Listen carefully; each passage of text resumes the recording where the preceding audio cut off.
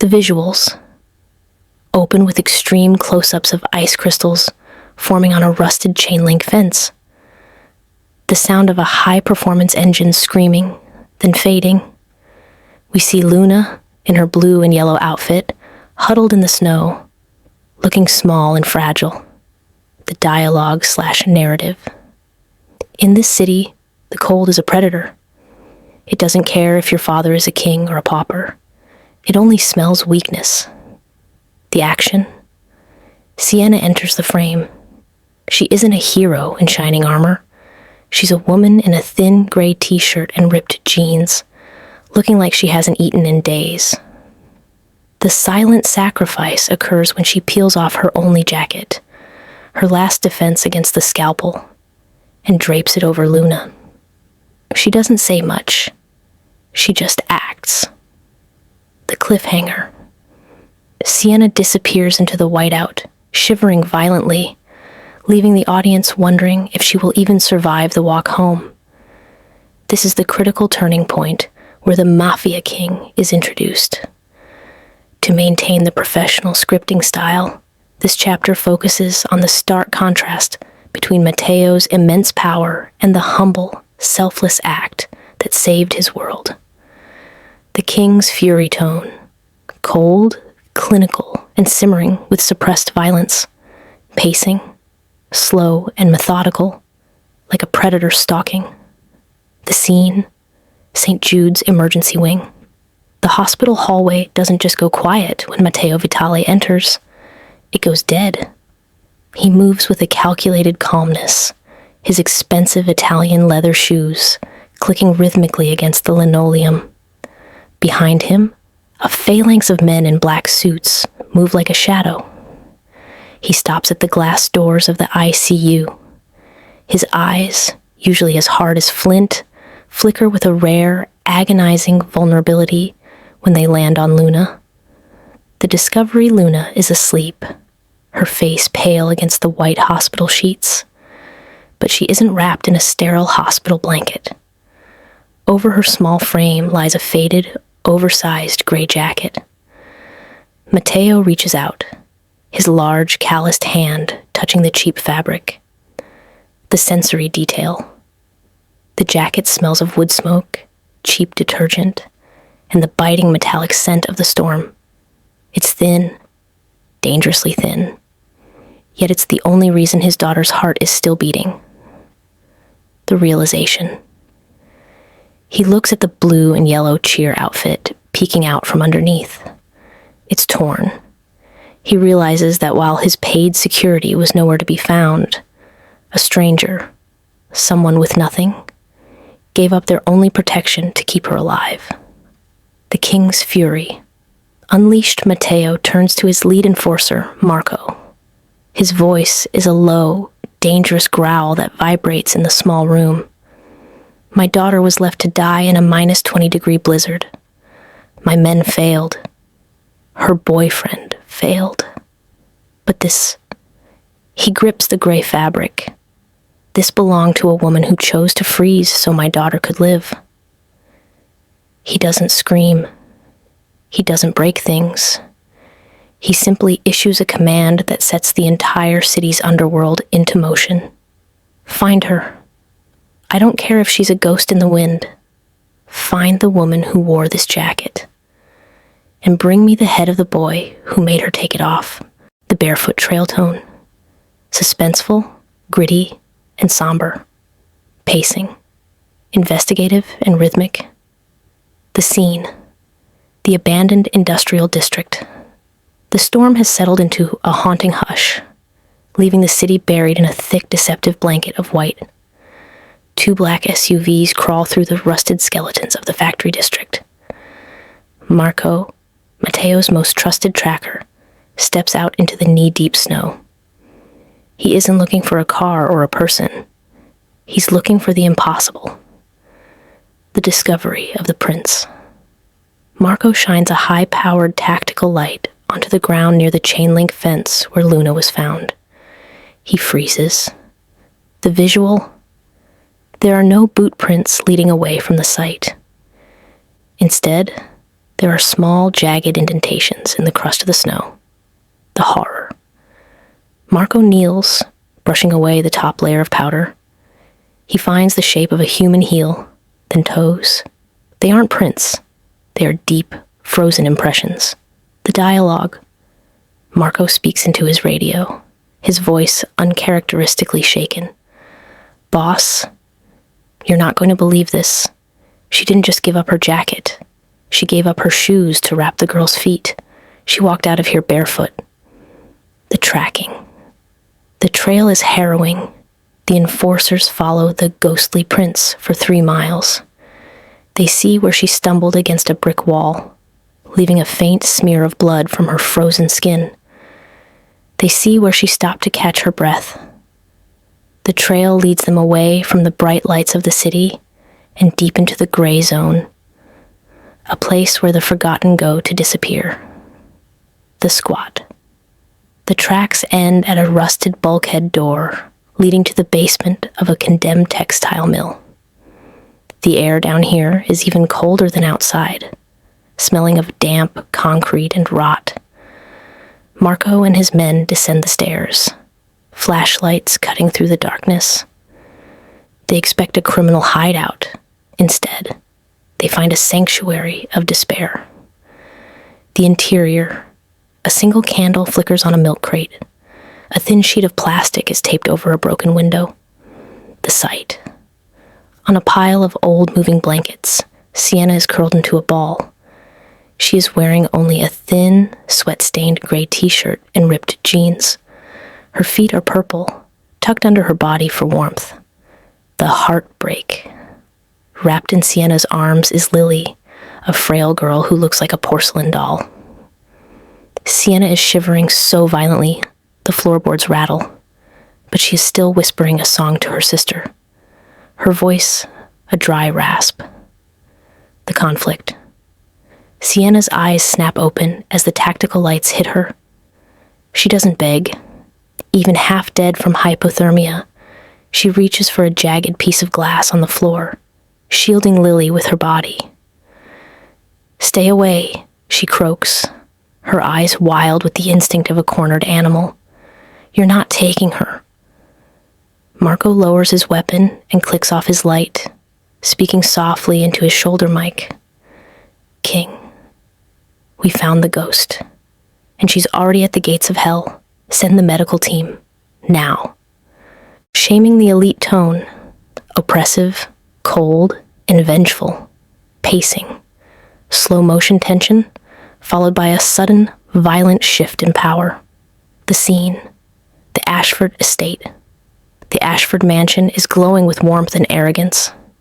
Inside, the elite of the city sip vintage champagne while a string quartet plays.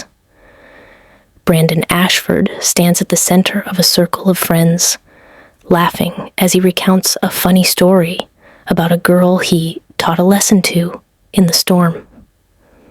The music doesn't stop, but the atmosphere curdles. The massive oak front doors don't open. They are removed from their hinges as Matteo's enforcers step inside. The arrival. Matteo Vitalsi walks into the ballroom. He isn't wearing tactical gear or a mask. He is in a perfectly tailored black suit that costs more than Brandon's car. The silence that follows him is heavier than the blizzard outside. Brandon's smile falters. He knows the Vitali name. He knows the face. He tries to put on his golden boy mask. Mr. Vitali, what a surprise. If I'd known you were coming. The confrontation. Matteo doesn't stop until he is inches from Brandon. He is a head taller and a lifetime more dangerous. He doesn't raise his voice. He speaks in a whisper that carries to every corner of the room. I found a jacket today, Brandon, Matteo says, pulling a small piece of blue and yellow fabric, a scrap from Luna's torn uniform, from his pocket. It was on my daughter. Do you know what it smelled like? It smelled like a stranger's mercy. Because the man who was supposed to protect her decided to play God in a blizzard. The lesson Matteo signals Marco. Within seconds, the power to the mansion is cut. The only light comes from the emergency candles and the moon reflecting off the snow outside. You like the cold, Brandon? You think it's a tool for the strong? Mateo grabs Brandon by the throat, not to kill him, but to force him toward the massive floor-to-ceiling windows. With one hand, Mateo shatters the glass. The sub-zero wind roars into the warm ballroom, sending crystal flutes shattering and socialites screaming. You left a child to freeze, so now you're going to learn what nothing feels like. The outcome. Mateo doesn't use a gun. He uses his phone. Financial ruin. In 3 minutes, Mateo's contacts short the Ashford family stocks. Social death. He plays the dash cam footage, recovered by his hackers, of Brandon shoving Luna into the snow. The elite look at Brandon with genuine disgust. He is no longer one of them.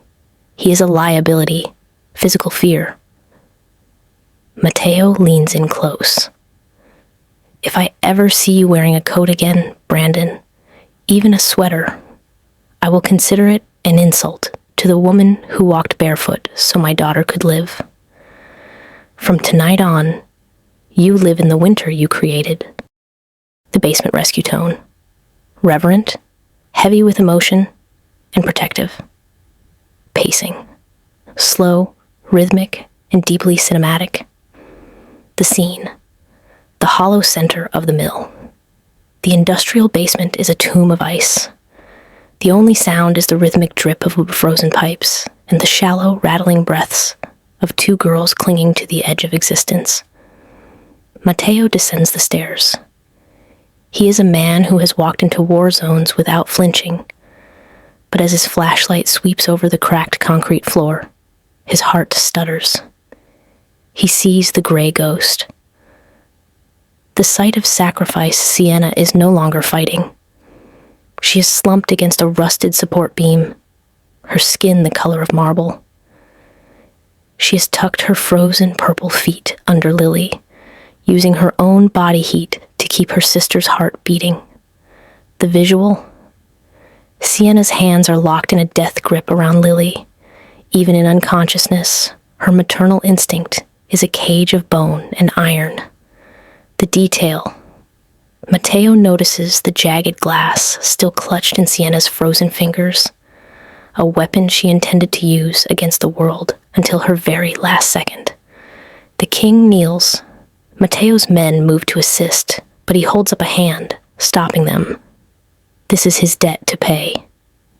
The Mafia king, whose suits cost more than the building they are standing in, drops to his knees in the filth and the slush. He gently pries the glass from her hand. It's ice cold. He touches her neck.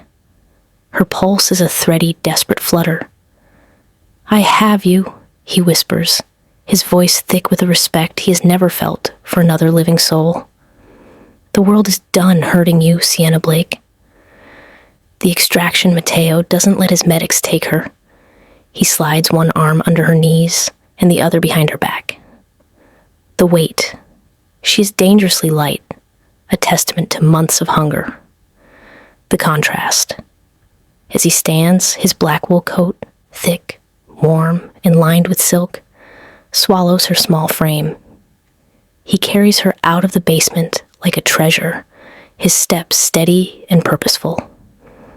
Outside, a fleet of black SUVs and a private ambulance with the city's top surgeons are waiting. The neighborhood residents, the invisible people, who usually hide from the police, watch from the shadows in shock as the most feared man in the state carries a homeless girl with the tenderness of a father holding a miracle. The command. As he reaches the ambulance, he looks at the head surgeon. If either of them stops breathing, don't bother coming back to me for your paycheck. You save the girl's heart, and you save the woman's life. Everything else is secondary. The velvet prison tone, disorienting, opulent, and anxiety-ridden, pacing, slow and atmospheric, emphasizing the silence of the estate. The awakening. Sienna wakes up not to the sound of dripping pipes, but to a silence so absolute it feels heavy.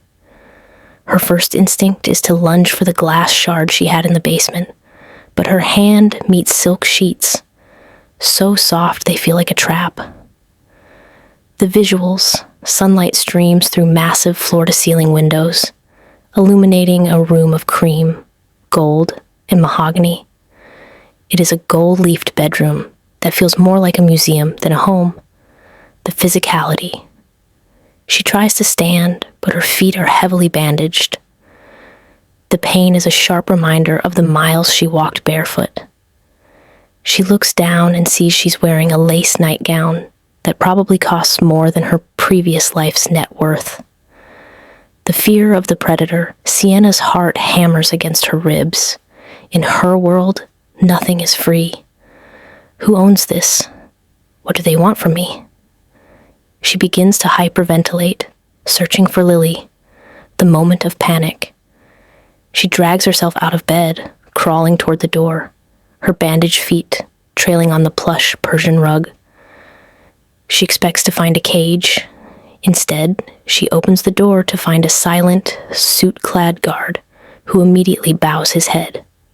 The guard's words. "Miss Blake, the boss is in the conservatory. He is waiting for you.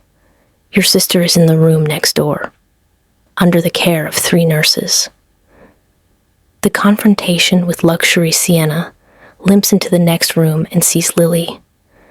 Her sister is hooked up to high-tech monitors, sleeping peacefully in a bed that looks like it belongs to a princess. The relief is so intense it makes Sienna sick. She eventually finds Matteo in the conservatory. He is drinking espresso, looking at the snow-covered grounds. He looks powerful, stationary, and predatory. To Sienna, he isn't a savior. He's the most dangerous predator she's ever encountered because he has the power to give her everything and take it away. The internal monologue. "Why?" she rasps, her voice still ruined by the cold. "I gave your daughter a jacket. That's $100 favor. This is millions. What is the real price?" Matteo turns, his eyes tracing the bandages on her feet, the price she already paid. He sees her warrior stance, her refusal to be grateful, because she's too busy being terrified. Matteo's response. "In my world, Sienna, loyalty and mercy are the only currencies that matter. You gave my daughter your life. I am simply returning the favor. But if you want to call it a prison, look around. The doors aren't locked. You can leave, but your sister stays until she can breathe on her own." The pact of blood and gold tone. Stoic, high stakes, and life-altering. Pacing, intense and focused. Every word carries the weight of a life. The scene, Matteo's private study. The room is filled with the scent of old leather, expensive tobacco, and power.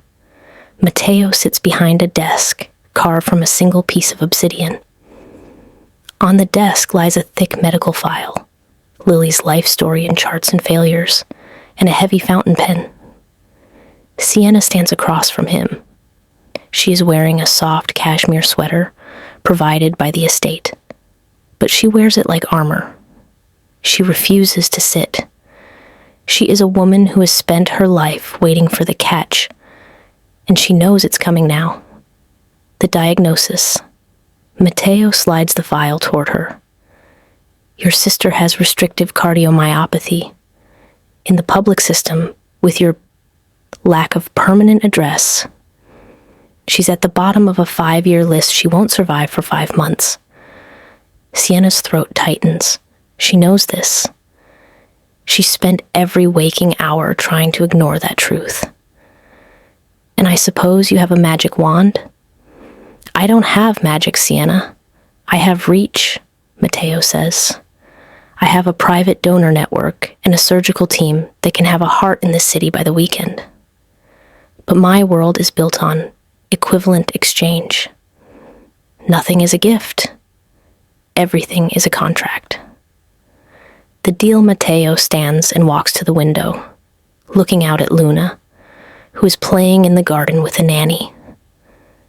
Luna is laughing for the first time in weeks, but she keeps looking back toward the house, searching for the woman in the gray t-shirt.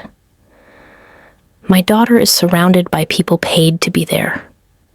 Bodyguards who see her as a target, nannies who see her as a paycheck. But she looks at you and sees the woman who chose to freeze so she could breathe. He turns back to Sienna. The pact is this: gold. He pays for Lily's surgery, her recovery, and a lifetime of medical security. He buys Sienna a home and wipes her record clean. Blood. Sienna stays. She becomes Luna's shadow. Not a nanny, but a protector. She guards Luna's emotional heart, teaches her the survival instincts the Vitali world tries to crush, and stays by her side until Luna is grown. The conflict of souls. Sienna looks at the pen. She realizes that by signing, she is entering the Mafia world. She is no longer invisible. She is a target. "You're buying my life," she whispers. "I'm saving your sisters," he counters. "And in return, you're saving my daughter's soul. I can give her an empire, Sienna, but I can't give her the kindness you have. That is the only thing I cannot buy." The signature. Sienna picks up the pen. Her hand trembles slightly, not from fear of him, but from the overwhelming realization that for the first time in her life, she doesn't have to run. She signs the paper in bold, jagged strokes, the unseen threat tone, paranoid, shadowy, and high tension, pacing, fast-paced cuts between the luxury of the estate and the darkness of the city's underbelly, the scene, the shadow office of Viktor Koslov, while the Vitale estate is filled with the warmth of Lily's recovery. The atmosphere in a smoke-filled room across the city is icy.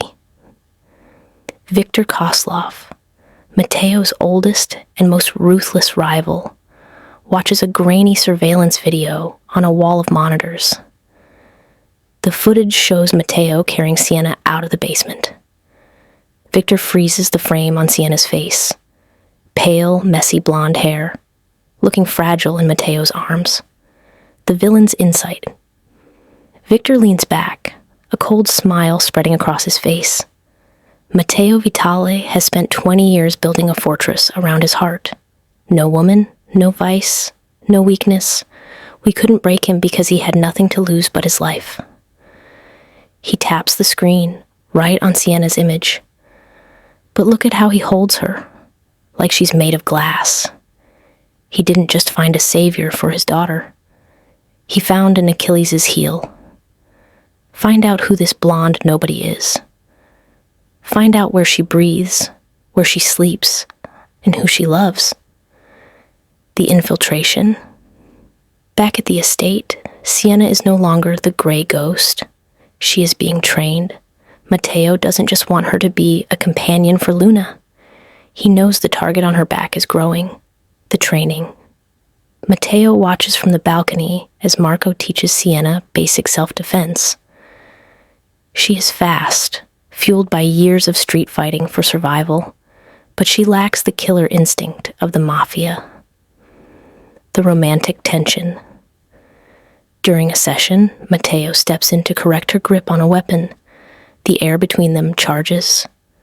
For a moment, they aren't king and servant or contractors. They are two lonely people finding a strange resonance in each other's scars. The first warning. The unseen threat makes itself known not through a bullet, but through a message.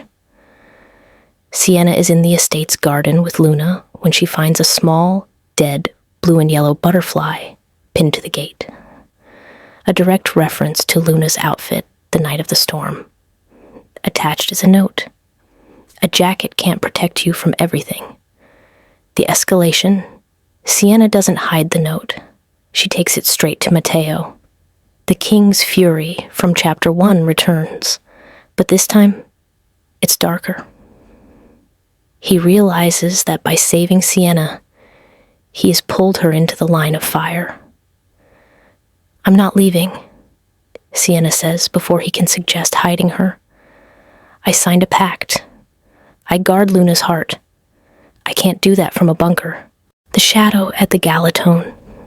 Elegant, claustrophobic, and suspenseful. Pacing. A slow, tension-filled build-up, leading to a frantic, life-saving climax. The scene. The winter solstice gala.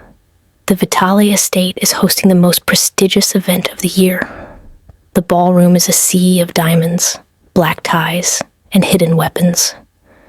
Sienna is no longer the girl in the gray t-shirt. She is a vision in a midnight blue gown, her blonde hair swept up to reveal the high cheekbones of a survivor. But as she stands beside Matteo, she feels like an imposter. Every pair of eyes, especially those of the rival families, is a knife. She can hear the whispers. Who is the nobody? The king's charity case. The psychological weight. Sienna's hyper-independence is triggered. She feels exposed. Matteo senses it and places a hand on the small of her back. They aren't looking at a nobody, Sienna. They're looking at the woman who survived the winter they were all too afraid to face. Stand tall. The subtle poisoning. While the adults talk business, Luna is at the edge of the ballroom, sitting at a small table decorated with sugar-dusted fruits and crystal flutes of sparkling cider. Sienna, never truly letting her guard down, watches a waiter, one she doesn't recognize from the house staff, place a fresh glass in front of Luna. The instinct. Sienna notices a tiny, almost invisible smear of oily residue on the rim of the glass. It's a detail most would miss in the shimmering light. But Sienna spent years checking for spoiled food and tainted water in the slums. The action. Just as Luna reaches for the glass, Sienna moves. She doesn't run. She glides through the crowd, her hand darting out to snatch the glass from Luna's fingers, an inch before it touches her lips. The climax. Sienna doesn't cause a scene. She looks the waiter in the eye. He tries to pull away, but she grips his wrist with the strength of a woman who has fought for every meal she's ever had. "The cider has a bitter scent tonight, don't you think?" she whispers. She tips the glass over a white orchid centerpiece. Within seconds, the flower begins to wilt and turn a sickly black. The room goes silent. The imposter has just saved the heir to the Vitale throne in front of everyone. The aftermath Matteo is at her side in an instant. His men swarm the waiter, but Matteo's eyes are only on Sienna. He sees her trembling, not from fear, but from the adrenaline of the hunt. The shift. The nobody just proved she is the most capable person in the room. The respect in the ballroom shifts from mock pity to genuine terror. The final transformation one. The health of the heroine.